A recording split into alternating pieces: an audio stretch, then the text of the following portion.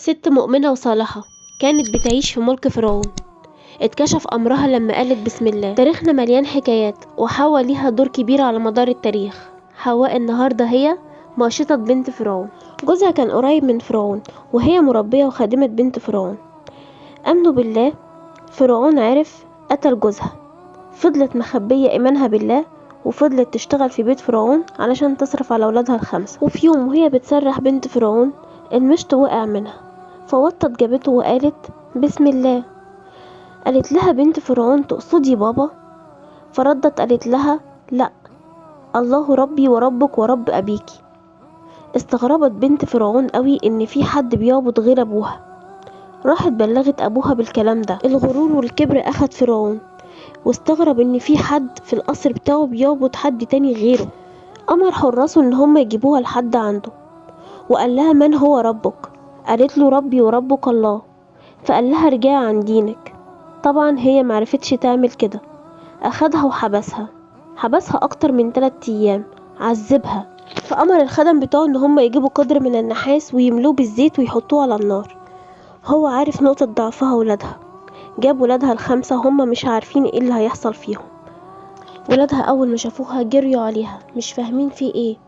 اخدتهم وضمتهم في حضنها، واخدت الطفل الصغير كان عمره شهور. شاف فرعون المنظر ده، وامر الخدم باخد اكبرهم ويحطوه في القدر، وسألها هترجعي عن دينك؟ قالت له لا، ربي وربك الله. الولد فضل ينادي على امه، وهي مفيش في ايديها حاجة تعملها غير انها تودعه بس. اتحط الولد في القدر لحد ما داب لحمه من على جسمه. بصلها فرعون وقال لها هترجعي عن دينك؟ فرفضت، وحط التاني والتالت والرابع. الام هنا كانت بتتقطع من جواها، وفضلت متمسكة بدينها، وفضلت تقوله ربي وربك الله. وجيت دور على الطفل الرضيع. الحرس حاولوا ياخدوه من ايديها، وهي فضلت تصرخ وتعيط وتقول لهم لا سيبوه. ربنا شاف ذلها وانكسارها. حصلت المعجزة. نطق الطفل وقال لها يا أماه اصبري فأنت على حق. وحطوا الرضيع في القدر، واختلط عظمه بعظم اخواته. موقف صعب جدا على أي أم. كان ممكن تنقذ أطفالها من العذاب ده بكلمة واحدة تقولها لفرعون، بس هي عرفت ان اللي عند ربنا خير وأبقى. وجيت دور عليها علشان تتحط في القدر. فقالت لفرعون ليا طلب عندك. قال لها ايه هو طلبك؟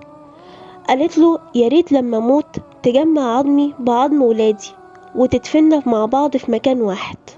وفي رحلة الإسراء والمعراج رأى الرسول عليه الصلاة والسلام شيء من نعيمه، حدث بيه أصحابه وقال لما أسري بي مرت بي رائحة طيبة، قلت ما هذه الرائحة؟ فقيل لي هذه ماشطة بنت فرعون وأولادها.